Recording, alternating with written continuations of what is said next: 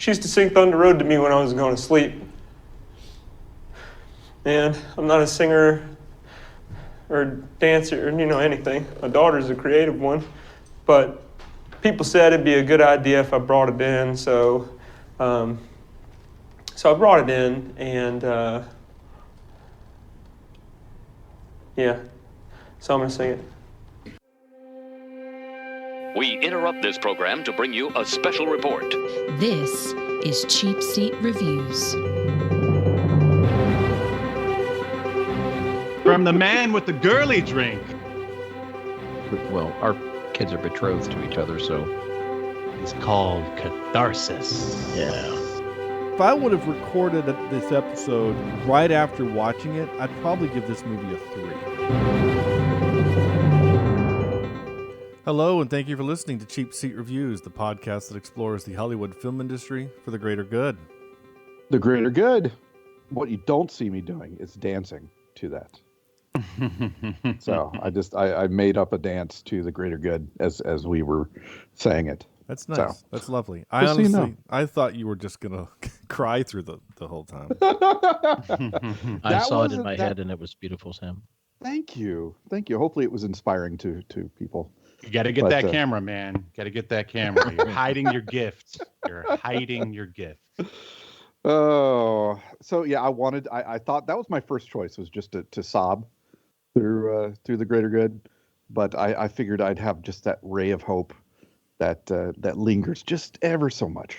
Yeah, no, that's lovely. I appreciate it. It is a much nicer way to offer up the greater good to those who listen. This is episode. And who watched this movie? Yeah. This is episode 349, and tonight we're talking about Thunder Road. This is not a movie about the roller coaster from Carowinds for all those years. I initially thought this was a NASCAR movie. I went into this thinking it was a NASCAR movie. That's Days of Thunder with Tom Cruise. Days of Thunder. I know, but I like, wait a second, because it starts with that long shot at the funeral, right? And I'm like, did somebody crash? What's going on? No, wait, this is not NASCAR. What's going on? Not even close. No, they are in Texas. I guess that kind of... No, doesn't count. This is episode 349, Thunder Road. I am Sean Allred, and joining me tonight is Andrew... I'm sorry, Jimison. Yeah. Hi, everyone. Hey, bud. Hey, Andrew. Nice to have you. Nice to see you. Thanks. Are you doing okay? This is a rough movie. I didn't know if how many beverages have you had to help you through this one? Well, this is just number one. Embarrassing. All right. What is that? It looks lovely. Honestly, I'm not sure, but it has a little bit of cranberry, a little bit of orange juice, a little bit of ooh, nice, some other stuff. Cool. It's like I picked the wrong day to stop drinking girly drinks. Yeah. Well, that's okay. I'm just sitting here drinking my cherry Coke Zero Sugar. So. Oh, nice. There it is. Yeah, got to do that. Sam. Yes. For those of you who are listening for the first time, which I doubt is anyone, but if you are, we don't coordinate anything ahead of time. Literally, the only thing we talk ahead of time is what movie we're doing next week and what our top 3 is. So, yeah. With that being said, Sam often dances to express sadness vector. I do. How did you know that? I thought it was in the privacy of my own home. Dang it, Sean. And, this movie is already dark enough. I don't know if I'm going to kill you on this one. I'm just going to make you watch this over and over and just enjoy the tasty tears that come from your face. So just so you know.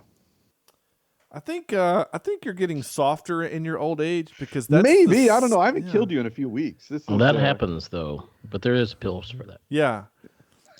Oh. Zing! Yes. 6 From minutes the man into with the girly drink. Yeah, 6 minutes into the show and we already got the dick jokes. This is fantastic. Awesome. Yep. We're off to a good start. Oh my gosh.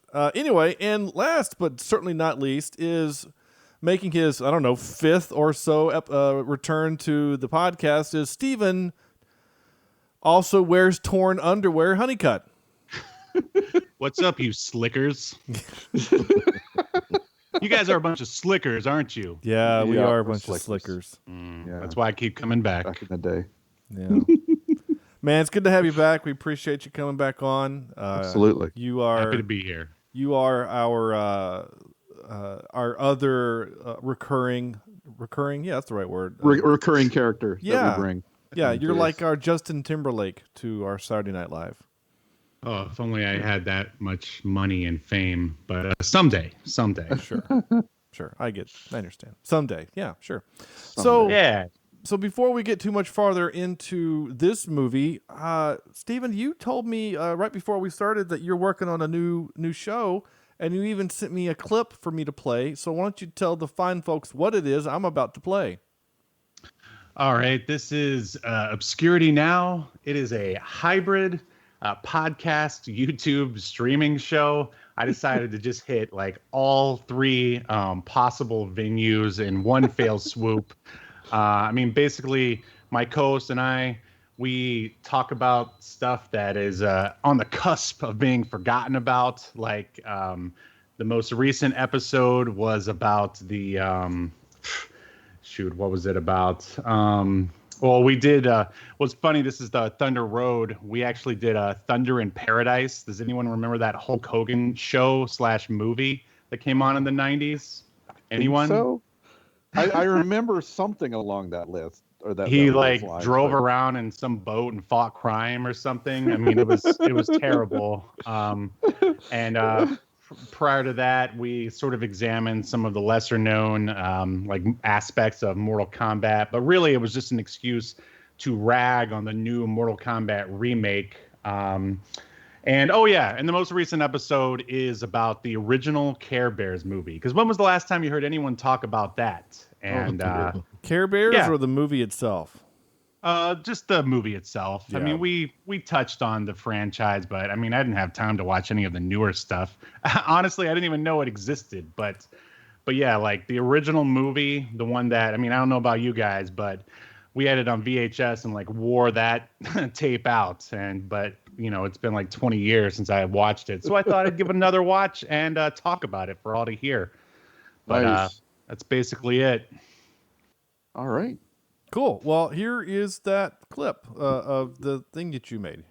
Media. As consumers, we are bombarded by it at every turn, like the Incredible Hulk being bombarded by gamma rays. But what makes some media endure, while others are banished to the forgotten black hole of obscurity, never to be heard from again? Who or what decides this? Hetero life mates Steve and Yahel want to know, and they want to know now. This is Obscurity Now. Woo! What's up, everybody? Welcome to another episode of Obscurity Now, where we take a look at forgotten or near forgotten pieces of media. I'm one of the hosts, Steve, and with me is my co-host, Yahel? and we are Why did I say that like a question? It was a question. My name is Yahel. I've confirmed. We are going to be taking a look at the original Care Bears movie from 1985. We are going to take a look at 90s superhero team cartoon shows. It's X-Men Yes. versus Wildcats versus Ultra Force. What were your thoughts on the Eternals trailer, Yahel? Man, underwhelming. I think even if you're a fan of the Eternals, I don't know how this would get you excited for it. Let me jump in there quick. Do you know any fans of the Eternals? That's right. Thunder in Paradise, the Hulk Hogan syndicated TV show, but this is actually the, I guess it's the direct-to-video movie. Obscurity Now. Well, that sounds right. fun. It is fun. It is. I mean, we're only on our, like, 5th episode, and you know, I forgot how soul-sucking it was to start a new podcast. but the subs and the views are trickling in, so it's a good time. It's a good way to kill a Sunday if you ever want to drop by and get in our chat and rag on whatever it is that we're talking about. Sweet. Absolutely. I'll check it out. Thanks. Yeah, so follow him on Twitter at obscuritynow1. It's his Twitter handle. So do that. All right. So time for this. Andrew, let's go ahead and do the read and tell people, the fine folks, what is Thunder Road? Because it's obviously not a racing movie. Sure thing. A police officer faces a personal meltdown following a divorce and the death of his mother. And that's about it. Oh, okay. I was tucked in for some more information. That's it. There is more, Well, but that's all that IMDb tells If you us. think about it, that's pretty much. I mean, that's it, right? I mean, All you need to know. That's the it's skeleton of the story. This guy's having the worst month of his life, I think, and we go through it with him very, very closely. Yeah, it's a character study, I'd say, which you don't really see a whole lot of those coming out of Hollywood these days, which is, I think, one of the things that I enjoy about the movie. Yeah, and we'll get into more about what it is, but having to go through a bad time with anybody, even a loved one, is hard enough. Going through it with a complete stranger is interesting for sure. Yeah. So, Sam, why don't you go ahead and, since we're here, go ahead and hit us with your 5-word review. Yeah. I've got two. And my first one is always darkest before the dawn. Right. All right. And then my second one is kind of a little bit more of a review, and it's manic dark story keeps diving. Oh, interesting. And this story, it wasn't NASCAR, that's for sure. You go into it and it's kind of really weird that it starts off, and I know there was a short film, right, that was based around the funeral and him dancing at the funeral. But when you see that first few clips, you think it's going to be some weird dark comedy, right? But it never gets really funny. It never gets funny at all. It just keeps getting harder and harder, and this guy just keeps getting just pooped on all throughout the entire movie. And some of it's his fault, some of it's not. But it's hard to blame a guy who's going through the death of his mother and a divorce, and his child doesn't really like him, and it's like, holy crap, this is depressing. This whole movie was depressing, and it's not until you see, spoiler, the smile on his face at the dance, that's the only light in this entire movie. And it's only when he sees his daughter enjoying it, the ballet, as much as as he hoped, I guess. But there is barely any light in this thing, and it's a hard movie to go through. But big caveat, but sometimes we need something like this. Sometimes we need the dark movies, we need the sad movies to make the brighter movies better. And I think that by going, if we watched Marvel movies all the time, we wouldn't appreciate them as much as we would if we peppered in things like this every now and then. Your brain would melt. Yeah, right. We need some variety, and this is certainly a movie that has given at least me a bit of poignancy to some of the fun stuff I'd watch. I've been going through Jupiter's Legacy and enjoying that, and this kind of made me enjoy that as well. It is so dark, and it is so deep, and it is so hard to watch. I don't want to watch it again, but I appreciate it for what it is in terms of, like Steve was saying, a character study. And man, you don't want to have to go through this in life like this guy has to deal with. So that's my review. I can't poo-poo the movie because it's so dark and depressing. I'm not going to give it a bad review because of that. I've got to give it on its merits because this movie it wasn't made to make us laugh. It wasn't made to, fill our hearts with joy, unless that final scene was supposed to be. I don't know. But for what it was made to do, holy cow, this thing did very well. Yeah. Yeah, gosh. Yeah.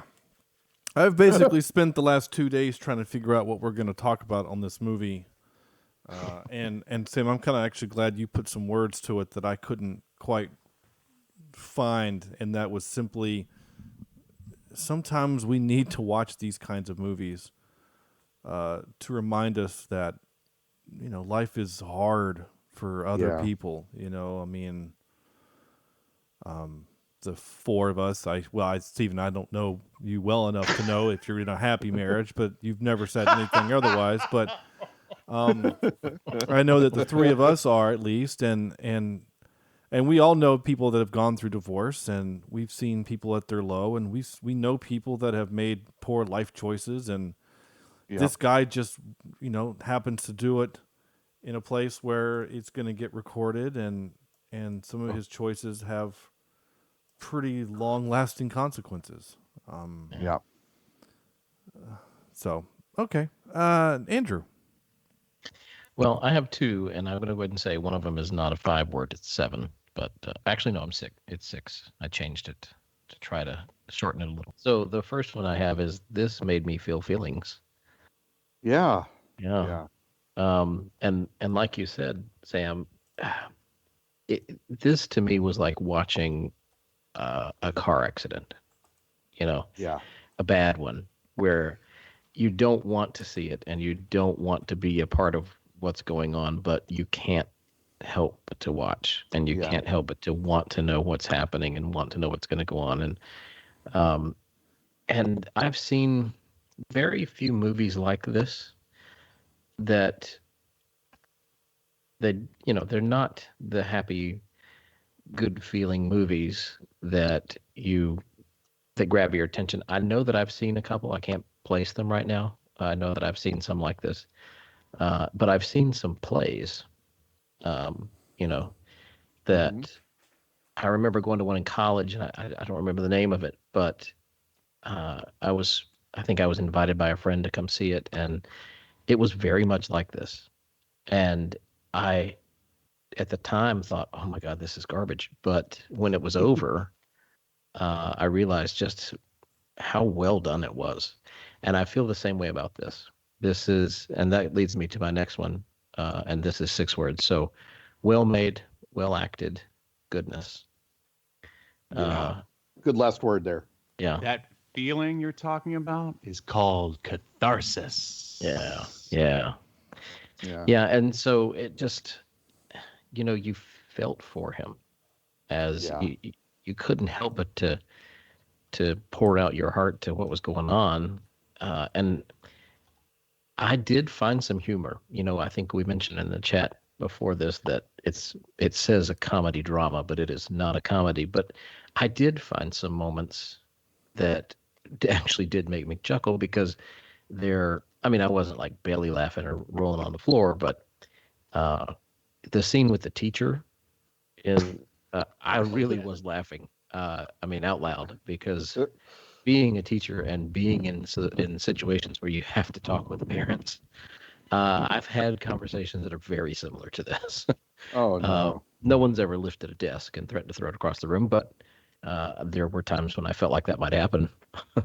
So I've definitely talked a parent down before. So Wow. I did find humor in it just because I've been there in some aspects.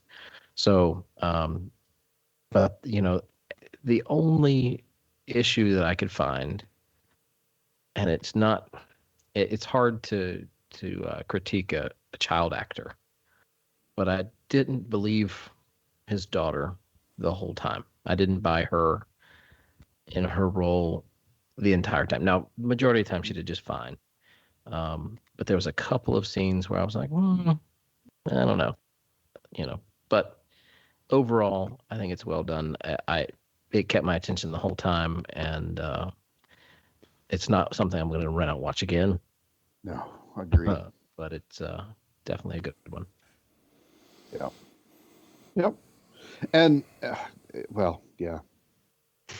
Yeah, catharsis. Catharsis, goodness. Mm-hmm. And you were talking about the child actor. I thought she did really well, except for some really bad moments. Yeah. And even the main actor, the director writer guy, what's his name? Jim Cummings. Yeah, he was amazing, except for one scene. I think they should have done another take. It just didn't come across quite, I think, the way he wanted it to. But everything else was just amazing. And you talk about an emotional reaction when he finds his wife and slaps her. I totally felt with him for that. Yeah. Especially with the this is for me and your daughter's future husband. And it's just wow. Yeah, it kind of makes you think that director, writer, actor, he's been through some shit. Yeah. Or knows people closely that have. Yeah, like he's pulling from, it feels like experience or life or something. Sure. That is giving him some of this emotional baggage that he can pull from to dig in to find where he's trying to get, like where he's getting these emotions from acting wise. And I agree. I thought he did a really good job at acting, and it's not easy being an actor and director. He did even more. I'm like looking at the credits over here. He even did the music and this is his edited. Movie. And well, I guess that's basically it. So actor, director, editor, and musician, I guess. And then look at that. He even played the little girl. Well, and you start to wonder, too, how much of this character is Mr. Cummings, right? How much is he like this in terms of his speech patterns?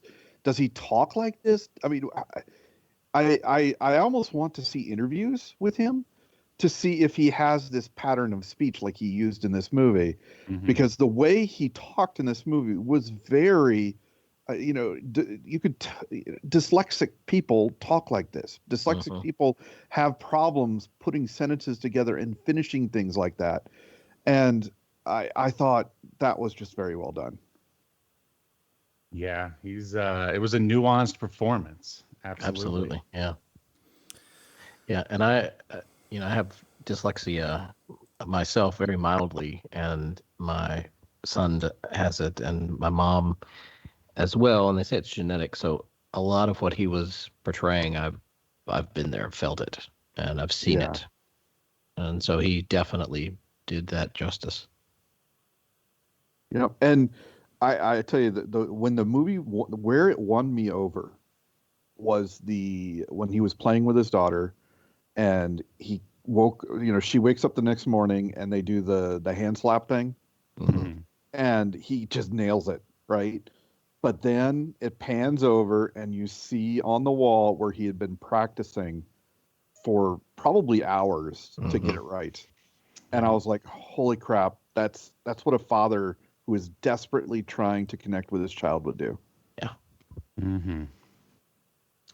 Absolutely. But then like 10 minutes of screen time later, he kind of wrecks it by being overly protective dad when he sees a little kid, a little boy with his daughter, and he turns into the less funny version of Bad Boys.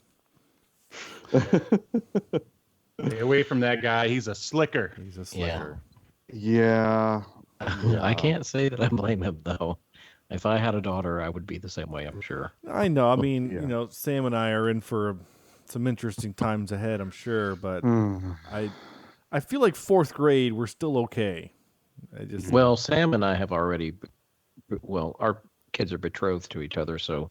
I didn't know Arranged that. marriage, huh? We're working out the dowries and everything. So, wow. Who pays who in this scenario? I don't know.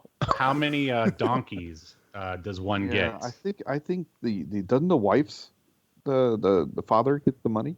The father Don't you of the daughter, isn't it? Like Hold on, Andrew's who- supposed to pay you. Who You just bought a gets- camper, so I think Andrew's Tacoma probably would be a good dowry. I don't know if it'll pull that. Huh? In where groom offers a gift to the bride or her family. Yeah, Yes. yeah. I think a nice F-150 for your new camper, Sam, would be in order. I'll take a Ram. I think I'm leaning towards a Ram. That's cool. So, yeah. All right, Steven, Anyway. what was your 5-word review? Did you have one? For sure. Yeah, this movie is bittersweet. If bittersweet is 2 words, you could say this movie is super bittersweet. Now, just so you guys know, this is a little behind or inside baseball. Like I gave Sean 2 options here of Jim Cummings outings, and it was Thunder Road or The Wolf of Snow Hollow, which is the movie that I saw first with Jim Cummings in it. And it was so good, it made me want to check out the other one. And I understand, probably didn't want to pay a little extra on the Amazon Prime to watch The Wolf of Snow Hollow. That's pretty cool. But that movie is a lot less, depressing. I don't know. See, like, I don't really, it was weird when I don't Sean know was many other movies that are a lot less depressing. Yeah. Like when Sean was like, oh, this, because he texted me and it was like, wow, this movie was like super sad. I was like, no, it isn't. But then when I like watched it a second time, I was like, yeah, maybe it is. But I mean, unlike, I did laugh. I belly laughed at Jim Cummings' performance. Like, he's just so subtle. Like, I could almost see like, not like post like Ace Ventura, like Jim Carrey trying something like this, but it would have been way more like over the top and just not as subtle. And it's weird because he's like 2 personalities in one. He's like this raging asshole who's also trying to be like a good dad at the same time. And just watching those 2 personalities like fight each other and like sort of slowly like leak out into situations and stuff is just like, I could watch that for hours. Like, I know you guys said you never wanted to watch this again. I enjoyed this second viewing. And I'll probably, I mean, I don't really watch movies more than once unless it's for an illustrious podcast like this one. But I hope to, I just wanted to hear what other people thought about this because I don't know anybody else who's even seen it. So you guys were the guinea pigs. Yeah. You don't have to butter us up to get you to come back on. We already know that. So yeah, for sure. But yeah, I love this movie. Like I like character studies. I don't know. I was trying to think of like famous ones, and the only one that even comes close is like Joker is a superhero movie that is actually a character study. Yeah, and it is not. It's not happy. That's for sure. But I just maybe it's because it's. I think Sam's batteries has just died. Uh-oh. Yeah. Can you finish that sentence for him, Andrew? Well, I was just going to kind of tag on to that I felt much the same way about Joker as I did about this one. That they were both just real dark tales. Yeah, well, that I enjoyed both of them very much, but they're very dark and hard to watch a second time. Right. I feel that this one, it has I think it does have an happy ending because like the whole movie, he wanted to get possession of his daughter, like in the divorce. And then it happens in like the most horrific way possible, but it still happens. Yeah. So it's just, life. It always seems to throw curveballs here and there. And I don't know. I like movies that do that, where you just, you didn't see an ending like that coming. Like the Hollywood version of this movie, like. Who knows? The wife and the dad probably get back together at the end, and then they're a happy family or whatever, and they drive off in the sunset. You still get, I guess, the drive off in the sunset moment, but unfortunately, mom is dead, and they go to the dance, and then that is that. But But yeah, I mean, if you guys like this one, you should check out The Wolf of Snow Hollow. It's basically a werewolf movie that feels like it was directed by the Coen brothers. And Jim Cummings, again, plays a cop who has anger management problems. But man, it's just as entertaining as this one, though not as doesn't really hit you in the gut with harsh truths like this one does. Interesting. I think specifically when I sent you the message, I don't know if I said sad, but I do think I said this is probably the most depressing film we've seen for the show. Right. It was one of those. I mean, either way, I was like, no, it's not. But I mean, in fairness, but for the show, I think that's a pretty fair statement because it might not be the most depressing thing I've ever seen myself. Right. All right. Yeah, that's true. I mean, I was just thinking about it in terms of my own opinion. I was like, no, I wasn't depressed watching this. I had a great time. Now we did watch The Road. We did. The Road is pretty rough. The Road is pretty bleak and pretty rough. Yeah. You're not wrong. And I'm just kind of scrolling back through some of the other ones, and I can't think of anything off the top of my head that is as sad as The Road. When Trumpets Fade was also kind of depressing in a way too. I was depressed at Atonement. Yeah, but that's I kind of get it. But like but the movie does a fake out because like for a little bit there you're kind of happy, and then it's like pull the rug out from underneath you and then stab you in the face while you're on the ground. Worse. It's even worse. Kind of like man, what was that? It was like a monster movie. I want to say it's like The Fog or something. It's made by Frank Darabont, and it's got a lot of the Walking Dead people in it. Wait, no, I think I'm confusing movies. Never mind. Sorry. At the end, everyone dies, and then they kill themselves. That's what they do. Oh, good Lord. No, right? Lovely. That sounds lovely. Okay, so my 5-word review was lots of zoom in on monologue. Oh yeah. And this movie felt like to me, it felt like it was originally written as a stage play. Yeah. It reminded me a little bit of when we did Ma Rainey's Black Bottom, which is based is a play, and that there's just a lot of times where it's just him talking, and I always really found it interesting. The character is constantly looking for validation. Yeah, and he doesn't like to be alone, and like when his mom in the opening scene at the funeral, he's constantly. He'll say things, that remember that Mama's studio shut down. You guys remember where it was? Like he's looking for someone to acknowledge him, right? And he's constantly looking for that. But there's probably 3 or 4 times in the movie where it's just him talking, and apparently someone's getting in a getaway car. Apparently we're live on the streets with traffic on the 5s. I'm sorry. That's Hollywood living for you. That's amazing. Hey, you know what? Years ago when we first started doing this, Cornelius that was with us, he lived right next to a train. So every night we recorded at 9 o'clock or 9:30, we would hear a train every night or every recording. It's great. But yeah, there's a lot of that kind of stuff. A lot of the zoom in, or zoom's the wrong word. Push in. It's a camera move. It's not a zoom, but it's harder to describe that in a 5-word review. But did you not like that, or no? I thought it was. I noticed it because it happened more than once.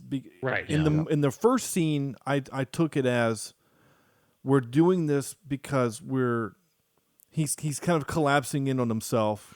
Exactly. And the rest of the world is going away, and then he has to pull the world back in on himself when he gets his daughter involved, and then he does the dance and all that stuff, and he kind of breaks his shell, so to speak. But there's a couple other times where it was. I can't think of off the top of my head where there was that. When he freaked out at the police out in the parking lot. The police one was that one was. There was a couple moments where I did kind of chuckle and also was just kind of wrecked by what was happening, and then also annoyed. I'm gonna lie. I'm not gonna lie. My least favorite parts of the movie were the police stuff. I'm just gonna be honest. The police stuff annoyed me because, and again, this is only because of the product that I used to work with a cop, and so I know terms and things, and that's just a me thing. But you can't just get fired for having an argument in the parking lot with your buddy, even if you draw your weapon. You can't get fired like that. There's even in Texas they have unions and stuff. But I get we need to dump on him, and so I just moved past. Well, it. he also had several instances that were probably, you know how it is when you fire a state worker. It's hard to do so, but you must have a paper trail, and he had a bunch of marks against him there. No, according to everything from that I got from the movie, he had a perfect record, right? The only awkwardness is when his mom dies and his chief comes in. He says, "We talked about you taking a week off. Don't you remember that?" And he says, "Well, no, I don't remember it." So that's like strike one, is that he came to work too early. And then the next time we see the police chief, he's being fired. I mean, even when he's in front of the judge said, "You have a spotless record with nothing but commendations." Like he is the hot fuzz cop, only he takes everything really well, and Jim Cummings doesn't. You know what I'm saying? Like that's why it kind of, again, I know he needs to get fired, and maybe he should have done something more dramatic to get fired. Maybe he actually hurts a cop or something. I don't know. But it's those dumb things. Again, that's just my brain. It didn't take away from the overall performance or what I was kind of taken from the movie. It was just these little nitpicky things. Little nitpicks. Yeah, which nothing is wrong with that. What I do for a podcast, so it's fine.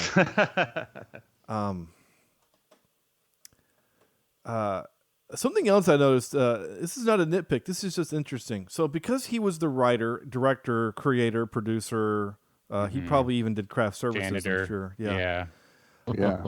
So I have to watch these movies with closed captioning. Did anyone else you guys watch this with closed captioning?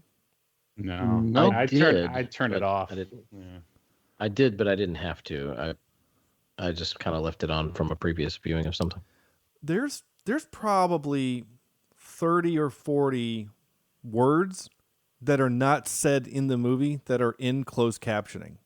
Yeah, really? I caught that too. There's a lot of times where, because he does mumble a little bit, but it's a lot of those moments where he's talking to somebody and then he quickly says something to somebody else.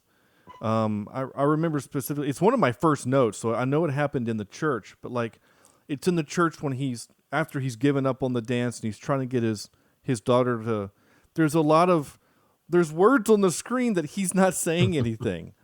And it was, I thought that was really interesting that's weird. Was that part of the script? Was the closed captioning done, just taken from the script, and that's just stuff that he chose not to say in the take that they used? Right. I thought that was interesting. Again, yeah, my guess is that there's probably, at least on his part, a lot of improv involved, like all those little mumbling things and his like quick little, "Hey, what are you doing over?" And you remember that time, right? Like, I mean, I imagine he just like threw a lot of that in. I mean, it's all Jim Cummings all the time. Right. It's not like he's married to anything since he's the one that is in charge. Right. And I think even to further evidence of that, what you're saying, Stephen, of that those moments are improv, is because the camera never cuts to the people agreeing. We never see them saying. There's a lot of movies where you have time and money where you can do reaction shots, where you can spend 20 minutes just, or an hour to set up a shot where the guy just goes, "Yeah, I remember that." Like the camera's on him because he probably couldn't afford the time to turn the camera around and look any other direction. So and we didn't need that though.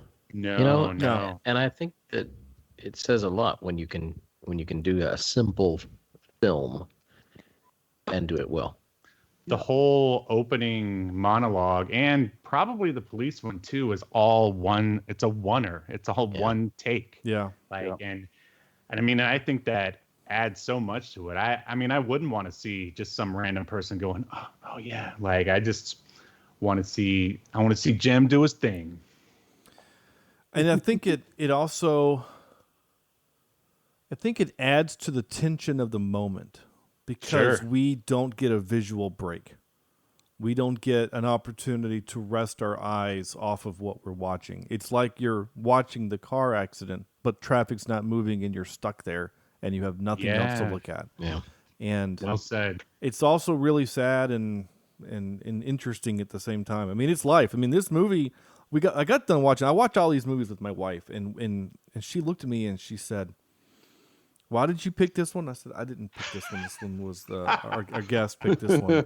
And she said, "Is there a moral to this story?" And I said, "I don't think so. I think this is just we're watching someone go through some of the worst moments of their life, and then at the end having a small moment of happiness to build upon, because we just have to assume that he's moved into a new city. He's going to get a job as a security guard or something, because he probably can't ever be a cop. If you're fired from being a cop because you drew your weapon at your partner in a fight, he's getting angry. He's getting angry, ladies and gentlemen. He probably can't be a cop ever again, but he could be a security guard somewhere. He can make a living doing that. So that was kind of a sweet moment at the end there. Sure. But obviously, and I did kind of chuckle. It's like, you could tell it's low budget. He couldn't even afford the licensing for the Nutcracker, which I'm pretty sure is public domain. But maybe he couldn't afford Right. Like my filmmaker brain was going, of course he couldn't get the CD player to work at the beginning, because then he would have had to pay the rights for Thunder Road. Which would have been the budget of the movie. Yes, right, exactly. Because I think the budget was like, he did this thing for like $30,000 or something. Wasn't it? I saw that or somewhere. No, okay, under $200,000. $200,000. I mean, this is a good looking movie for that. I mean, he had to buy a truck window. I mean, that was a real stunt. And that's a stunt you can afford to do once. Yeah. I mean, I'd rather watch this than Army of the Dead. Like, I mean, I don't know if I'd go there. I mean, at least this doesn't annoy me at times, where a lot of the bigger budget stuff does. I mean, but I did like Army of the Dead. That's maybe not the best. I mean, I'd rather watch this than a Michael Bay movie. I'll tell you that. Yeah. Probably any of them. I mean, I don't know. The Rock is a lot of fun. Bad Boys that 2 new one is a on lot Netflix, of fun. The one with the magnet was pretty fun. Oh, yeah. 6 Underground was a good time. So, yeah. Oh, that's so stupid. Sorry. Yes. Yeah, but it's Ryan Reynolds. Stupid. It was a good time. Expect going into it. Yeah. It was a good time. I like that one. I liked it a lot, mean, actually. my thought was I was like, okay, they gave you a blank check. Let's see what you got. Yeah. Nothing but explosions and no story and plot and there's dumb a story. Dialogue. The dialogue is dumb, but there's a story. There's a thing. There's a point. I get it. It's fine. It doesn't have to be great. It doesn't. I mean, you can dumb everything down, right? You can boil everything down. 6 Underground is about a millionaire. He wants to be Batman. He's a millionaire. He pretends to die so that he can go on these covert missions to stop bad guys. That's the whole movie. Well, this movie is about a guy whose life sucks, who's going through a divorce, and his daughter hates him. I'm not talking about okay, sure, you can. I mean, that's just called a pitch or a premise, like what you're doing to me right now.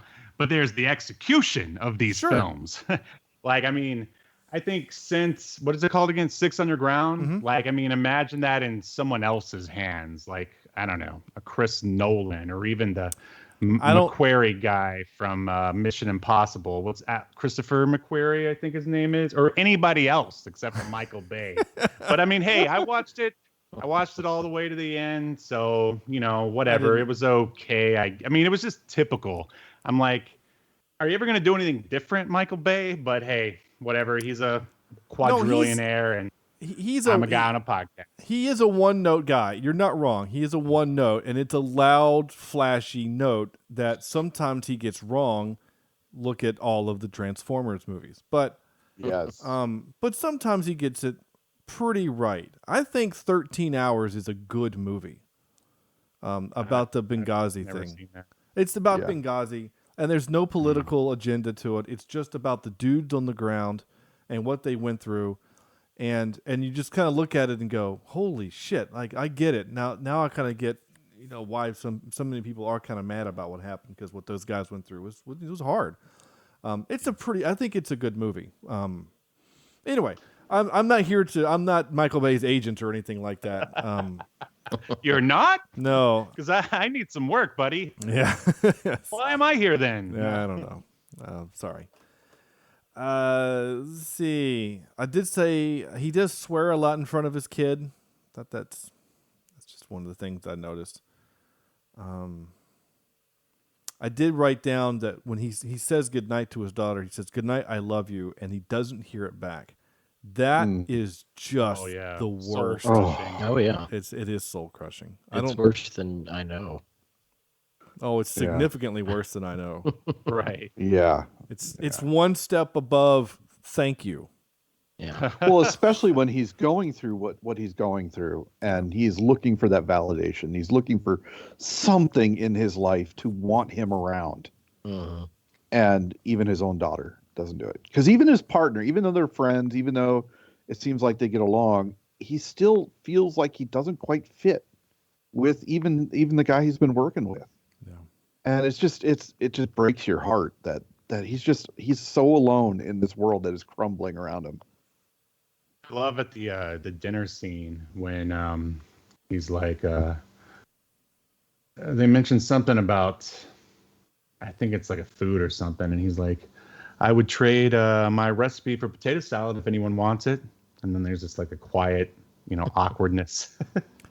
Nobody wanted his recipe. I think one of the kids kind of gave a little chuckle, and because I took it in the moment as, and maybe I'm misreading it, but in the moment I read it as, I'm willing to trade you my potato salad recipe because this potato salad is not good. That's how I read it. Because I thought he brought it. Yeah, I think he brought it. Oh, okay. That's how I read it. Okay, Yeah. I missed. But I mean, he does have a real subtle way of like insulting people without even realize that he's doing it. Yeah. And that's one of the things that I enjoy most about. Yeah, we know people like this, and that's what makes this character so. It draws us to it because I think we all know someone who maybe not gone through all this at once, but who's gone through a lot of this and who has some of those same character traits and quirks. Yeah, for sure. Agree. Sean. Oh, sorry. I know. You didn't catch that one. No, he didn't. No, I'm with you. I hope I did right. I hope the kids don't throw away the cup before they see what's inside it. So the scene with the sister was, I felt like the next level of sad because now in fairness, he doesn't call. She says, if you would have called, then I could have been more prepared. He did just show up, but he did show up looking for a place to crash because he just doesn't want to be by himself. And again, it's another, not nail in the coffin, but it's just another whatever. It's another. Right. And it just, that's got to be the worst 2-hour drive back home, especially since he was really hoping that she would just say, oh, hey, thanks for coming. Just, we'd love to have you stay for dinner and whatever. And just, so. Yep. Oof. Oof. Yeah. Though I don't think I've ever offered anyone a to-go cup of water as they left my house. I think that's.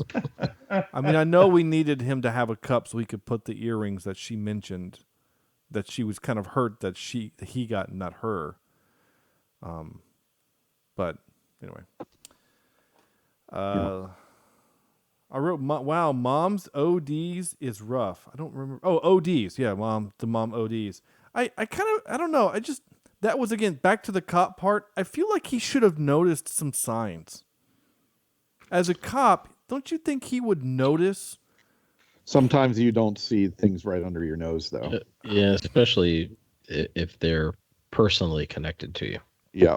And it's also, easier to see when you're disconnected. It's easier to see that stuff in some cases. Divorce rates in marriage counselors are higher than average.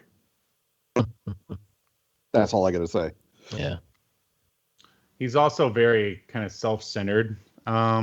So he's kind of, I would say, into himself, like in his, super cop ways. So maybe that also added to his like blindness towards it. Mm-hmm. Yeah, I don't know. It just seemed weird to me that the super cop that he is, and again, and he, to a fault, he was like, no, I want her mother to be in our daughter's life, and she's a good mom. I don't have any. Yeah, that's what he kept saying. You Yeah, know, he and whether that's what he felt was true or he felt that's what the judge wanted to hear, but it to me, I guess because maybe I'm cynical enough. Cynical is not the right word, but I guess I've seen enough movies where you see the guy just want to rip the wife in half. Where that's how it normally is. Yeah, where they would say something like, "Well, I think she might be doing heroin because she has lost 20 pounds in a week and a half." And so, but the part of the movie that genuinely pissed me off, I mean, I got physically angry. I had to get up and go eat ice cream. Was that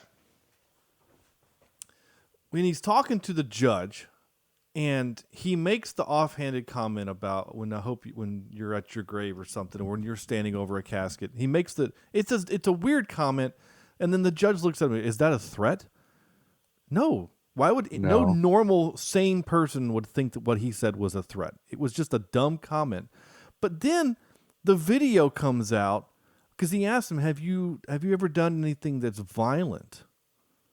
And that video was in no way violent. There's nothing inappropriate about that violence. It's just weird, but there's nothing inappropriate. No person in their right mind looks at a guy who's dancing at his mother's funeral and thinks, that guy shouldn't be a parent. I don't understand that. I don't get it. Yeah, unless it was looked at as he's clearly not all there, and there's clearly some issues. Right. And he's behaving this way. But I wouldn't take it as violent, though. But that's what he says. The judge literally says, "Have you ever done anything violent or inappropriate, like in public, something like public display of whatever?" And he's like, "No." And then the laptop comes out, and he watches the video, which sends him down the spiral of he's mad. He's mad at his partner. He's just projecting. He's just mad, and he takes it out on his partner. Which I get that part. That's a human element. We've all been mad at something that we did, but because someone, our life partners, our friends, our coworkers had 1 ounce of part of it, we project everything at them. It's a total human thing to do. I just think that judge sucks, and it was really annoying. And and maybe, I don't know. I mean, like Sam, like it reminded me of the judge from the trial of the Chicago 6. It just like unfair. It's just totally so unfair. And that judge was obviously super racist and whatnot, and this judge I think was just a bad judge. So my last note was Nate is the best friend ever. For sure. He's a good friend. I mean, the guy drew a gun on him, and he still came over to drink and play softball and just chatted up. And I love when they showed the reaction of him telling the family that he's going over there to help them. I mean, that's just like good, solid filmmaking. We didn't need to see anything else. Like just them looking like, what the heck? And then bam, he's right there the next scene. Like that's just well done, well edited. Mm-hmm. Absolutely. Okay, I'm out of notes. You guys have anything else before I play some clips? No, and I was worried that we would have something to talk about, but this is a tight little film. There are some spots where I think he could have edited a few things out and made it a little bit tighter, but it is a well-made film by one guy. I mean, obviously there's a whole crew around him, but him pushing this thing it reminds me of Sky Captain, where it's a labor of love, by the director. That makes it work, and I appreciate it because of that. Man, when was the last time I heard a Sky Captain reference? I might have to do an episode on that. Well, there you go. Oh, you do. Yeah, I was like, we did. But yeah, you definitely. Yeah, a long time ago. Yeah. Turn and cough. Turn and cough. I'm looking here. It's funny. You said a whole crew. There's probably as many people in the cast as there are. There's more people in the cast than there are on the crew. I would bet. Wow. Yeah. Yeah. I mean, though I might have even thrown some of the crew in there. Right? I mean, it could be. I mean, you only have 3 people you have 1 costumer, you have 1 casting, 2 editors, 1 cinematographer. So that means 1 camera guy, because there's no other camera department. It's 1 guy. Oh no, here's the camera department. You had no 1 camera op. That was it. and wow. I mean, this is a low budget film. I mean, I've worked on movies. I've actually worked on movies that had a higher budget than this and didn't look nearly as good as this. So sure, I'm just going to throw that out there. And not because of me, for once. Yeah, I didn't have anything to do with that. Anyway, time for a few clips. I have a few, not a lot, but a few. Just because, again, there's this. Usually the clips I like to pull are either something interesting or funny or whatever. There's not a lot of funny, but we'll just go with this. You tell me there's nothing better to do in this town than make out with these 2 slickers in a parking lot outside of the Dillards? Yeah. Yes. Yeah, I wasn't sure where that was going, and I wonder if that was something that a part of the film that maybe was changed or rewritten, because the way that character is introduced, it's almost a hopping man in a sense that you expect something else to develop there. Yeah, that's true. Right. Because we see her at the school, but she just looks angry, and then he leaves, and there's no payoff there. Like, you're not wrong. I thought that's there was true. There would have been something from that character. So I guess she would be our hopping man in this episode. Yeah. Again, because of my dumb brain, I had to clip this. Dad stays outside. I go inside. It's every sign of a robbery. Front door's open. Furniture's flipped. All these cabinets are open. That's a burglary, not a robbery. But I know. Again, this is the stuff. But I did. Here's what I thought the story was going to happen. Just because of the way the character had been the whole movie, is I honestly thought that he was going to tell this story that was going to ultimately not be interesting or funny and almost come across as embarrassing for the dad because he doesn't understand. Yeah, me too. Like, even the second time watching it, I was like, oh boy, here we go. Like it was going to be a moment where like the camera then pans out and all the kids are just like, my dad stuck his hand up a clown's ass. Like you know what I'm saying? Like you were expecting something really inappropriate, and then it turned out it was genuinely kind of a funny story where the guy that burgled the place was there and he just upturned his pockets and out came all the jewelry. Like that was actually kind of a generally kind of a humorous story. Just because how kind of I guess awkward he is, I was expecting it to be less interesting, honestly. But it was a burglary. Okay. I like this line mainly because they get to make fun of LSU. It's more her performance in class. She can be kind of strident with some of the other kids, and we just wanted to get you in and talk about it. I see. So you're gonna have to tell me what strident means. I went to LSU. Actually, they said they had to stop making ice over there because the student with the recipe graduated. I like that. Made me laugh. All right, chuckled. Chortled, maybe? Chortled. But the one part of the movie that truly made me chuckle was this. And I cut the clip where I cut it because the next line is super sad. And I think it would have kind of ruined the moment of the clip. But here we go. I really did enjoy this. Right here! 3 weeks! Jerry saw it! Isn't that right, Jerry? Yeah, I brought you breakfast. Thank you so much for doing that, Jerry. That meant a lot back then. But you right now. You're drunk! I'm not drunk. I'm angry. I realize that. No, calm down! Yeah. So, but F you right now. I love that so much. It is really great. And I cut it off there where he says, "You're drunk." He says, "I'm not drunk. I'm just angry. I'm going to calm down." No, I'm not going to calm down. Then the next line is, "I lost my daughter today." And that's just gut-wrenching. Yeah. Because then you're like, okay, I kind of see why he's completely He's upset losing and why it. he's going nuts. Yeah, I get it. I kind of another reason why I like this movie so much is just because there's a lot of like quotable lines. I mean, as we just heard. And when I watch a movie, that's really all I want. It's like, I don't need CGI robots. I mean, well, I like those, but if the script stinks, then the whole movie stinks, you know? Yeah. You want to walk away with some nuggets. Yeah. Yeah, everybody's got great special effects now, but does anyone have a decent plot and dialogue? No, they don't. I'm looking at you, Mortal Kombat remake. You're looking for stuff like this.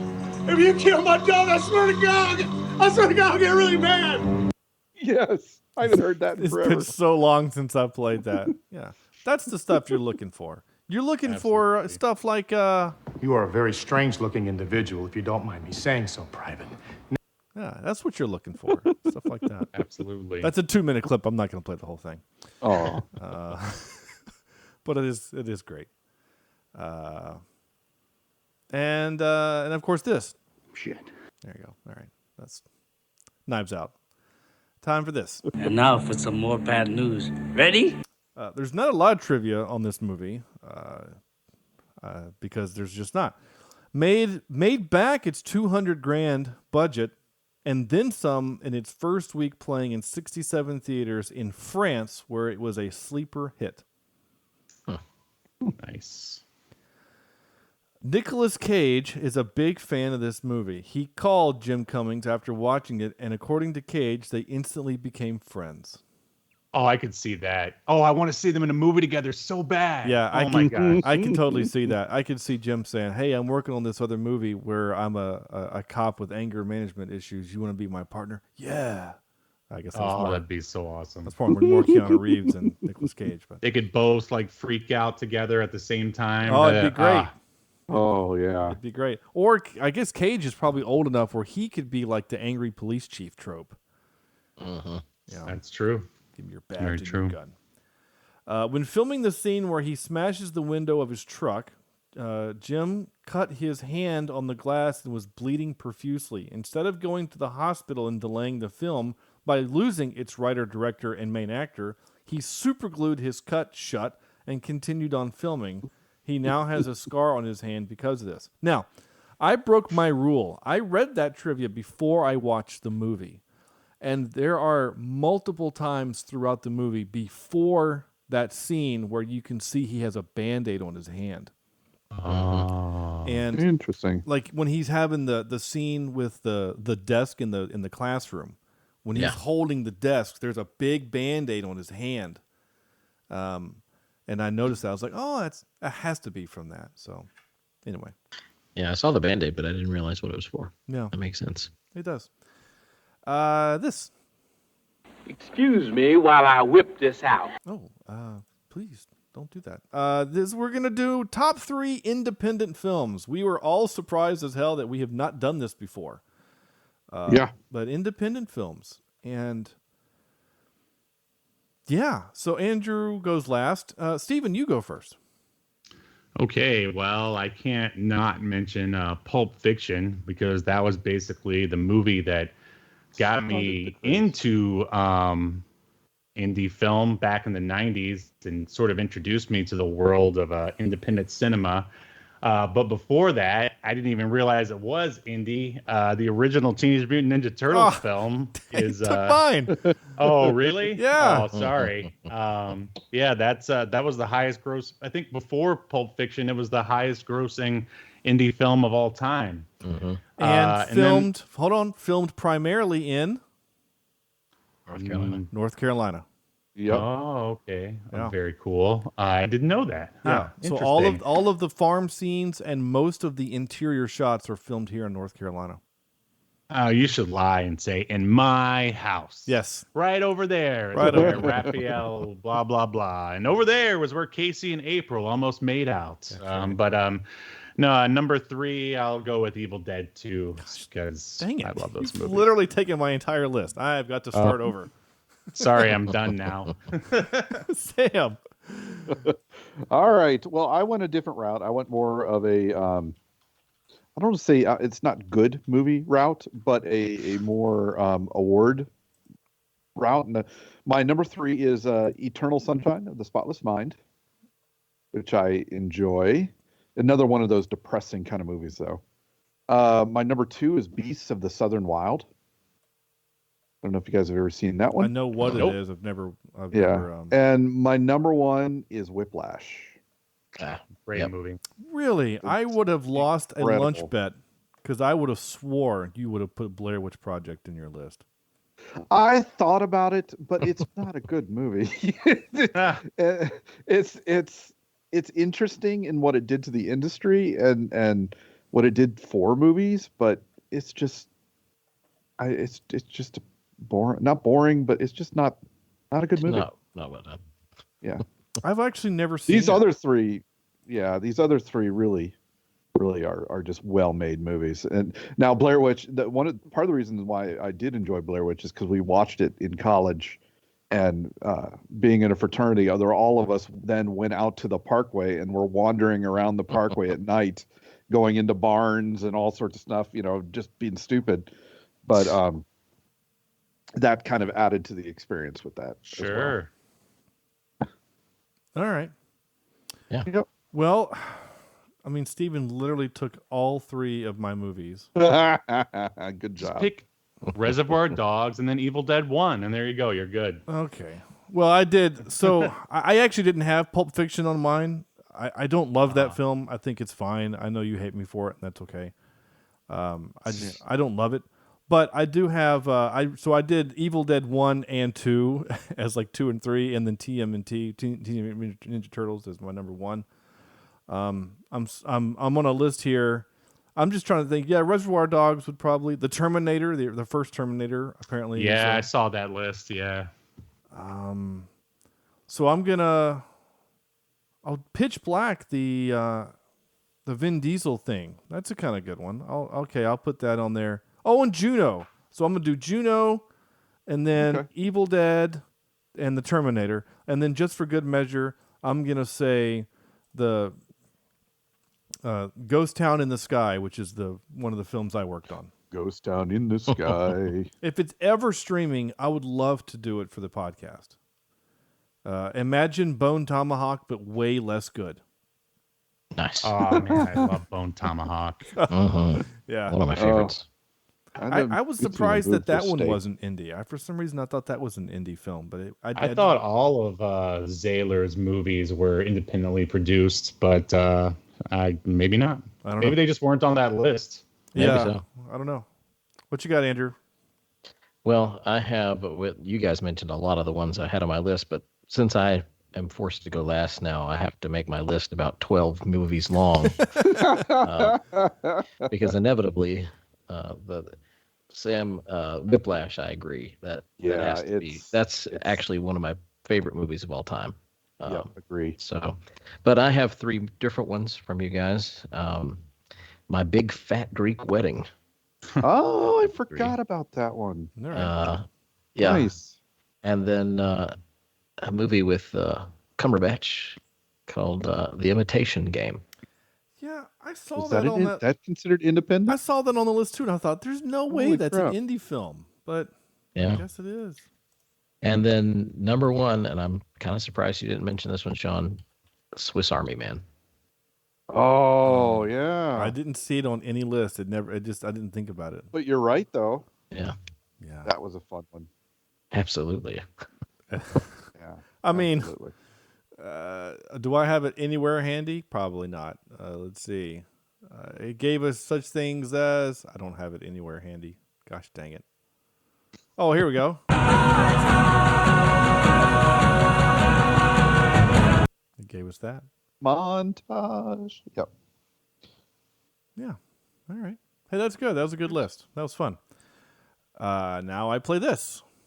Oh, this. Wait, what's supposed to happen? Speaking of Swiss Army Man, I forgot I had that clip queued up.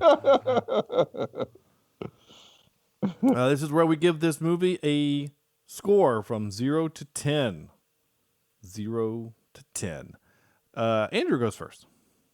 IMDb puts this at a 7.1 with 15,000 or so people voting.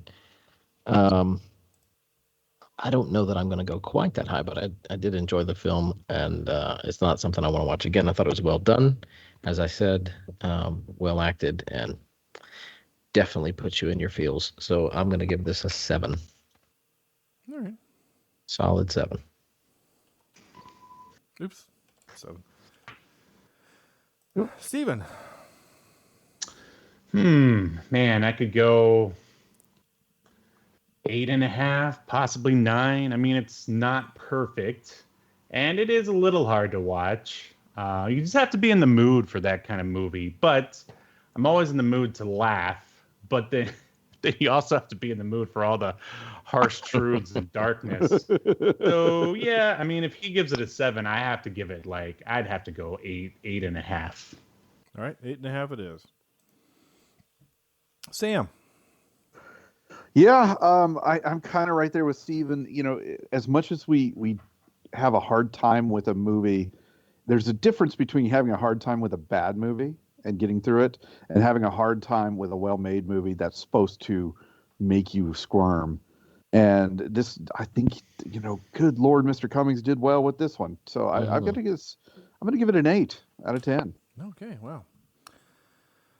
I did break another rule with this movie. Usually I watch the movie the night before we record. I couldn't do that because last night I was recording an episode of the Beard Owl podcast. That's BEER,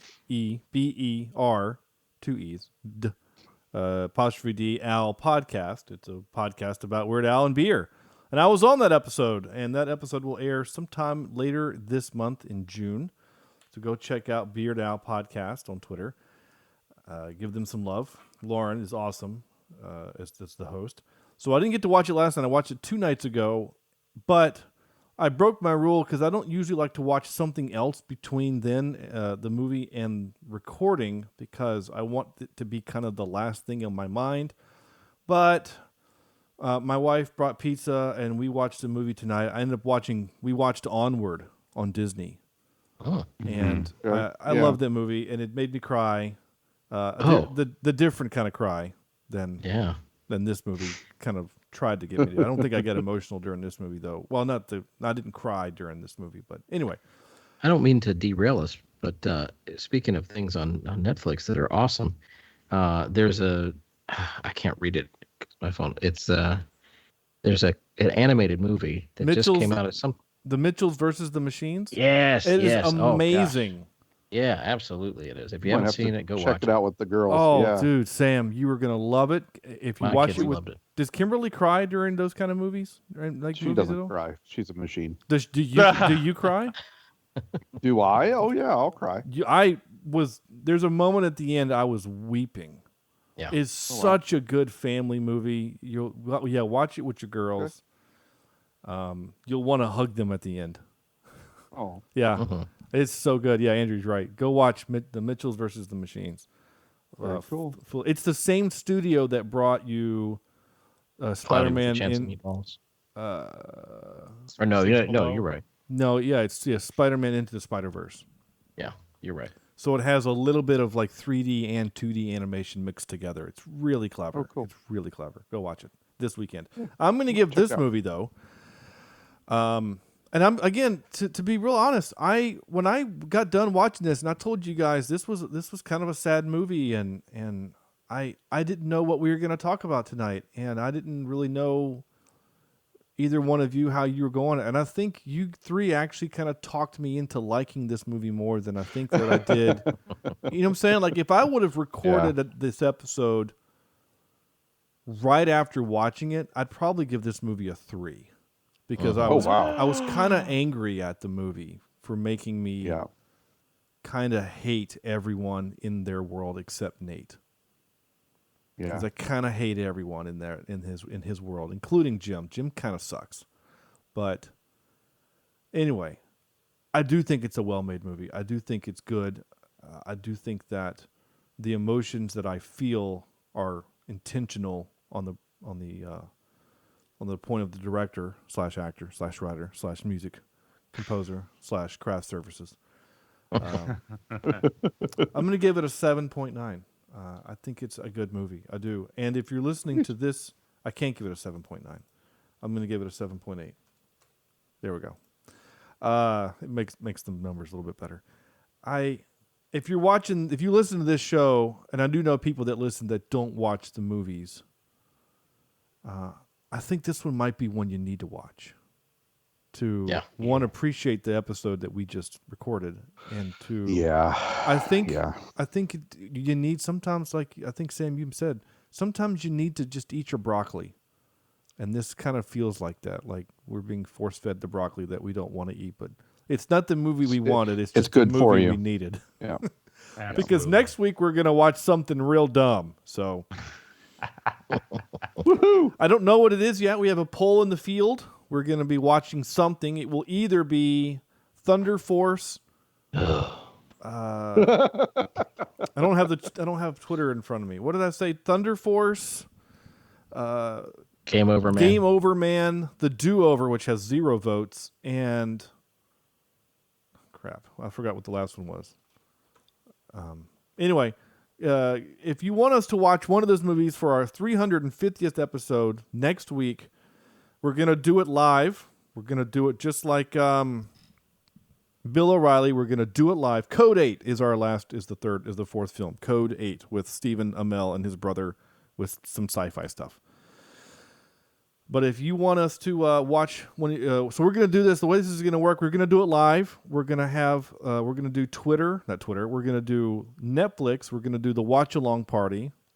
I think it's called Teleparty now, and the goal was to kind of stream live so that you guys can hear as we're watching the movie, and we can chat back and forth with you guys through text and have a good old time. Have a little watch party on the podcast. I think that'll be a lot of fun to do.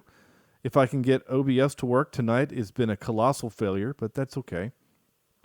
Can I write a vote in? Can I write in a movie? What do you want to write in? I don't know. I'll come up with something.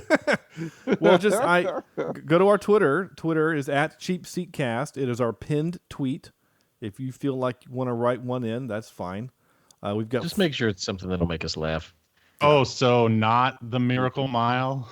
No. Do you guys know that movie? I don't. I've never heard of it. It's like one of those nuclear, the world is about to end.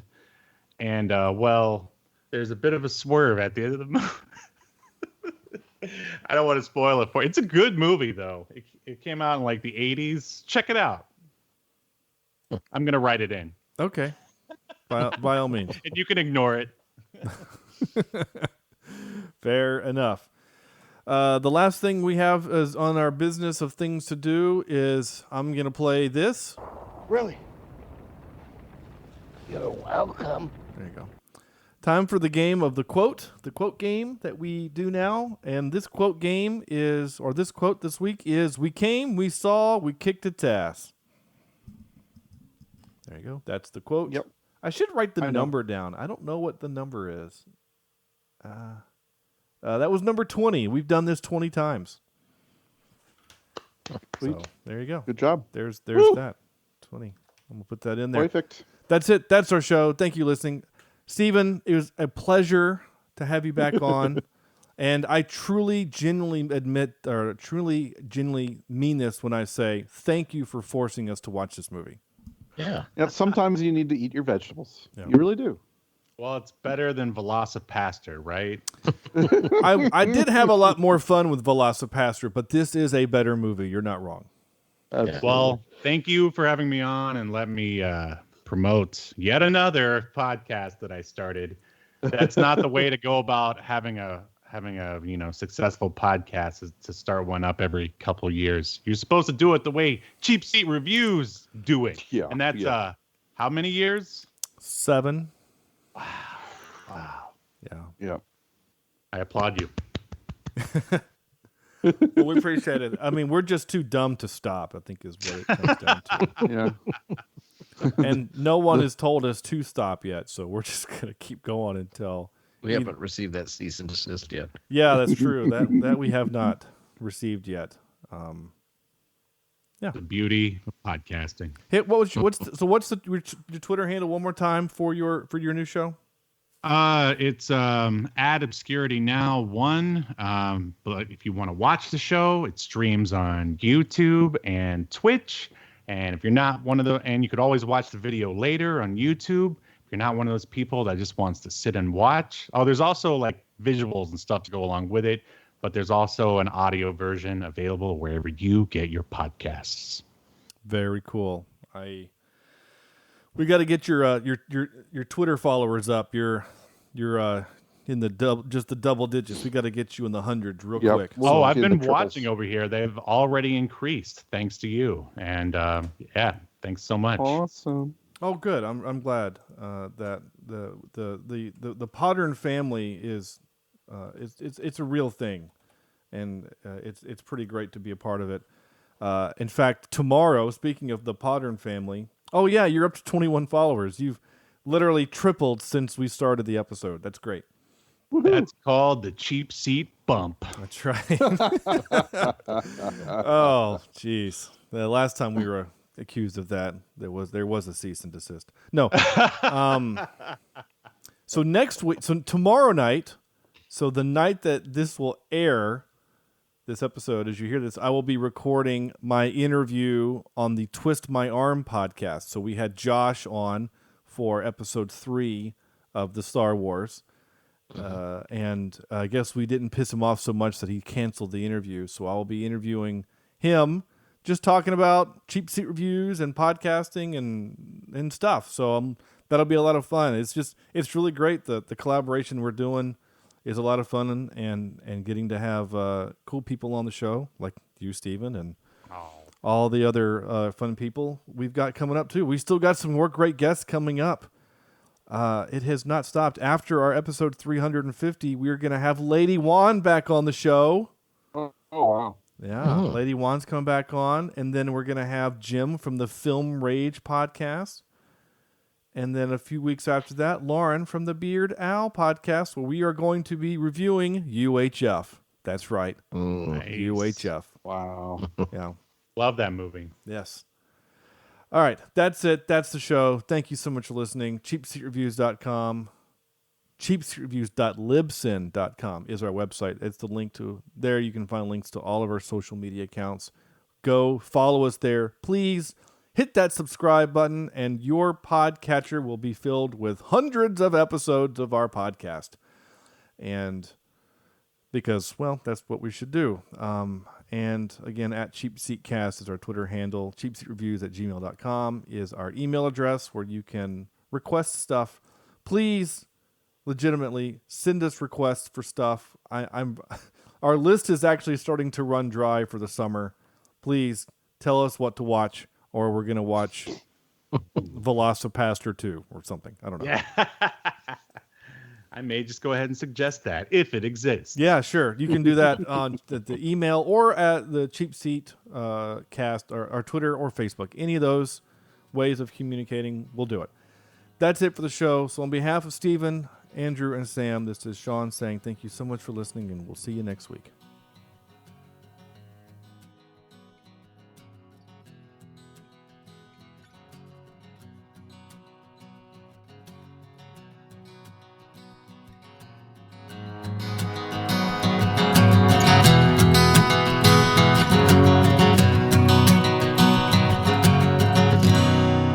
This is Cheap Seat Reviews.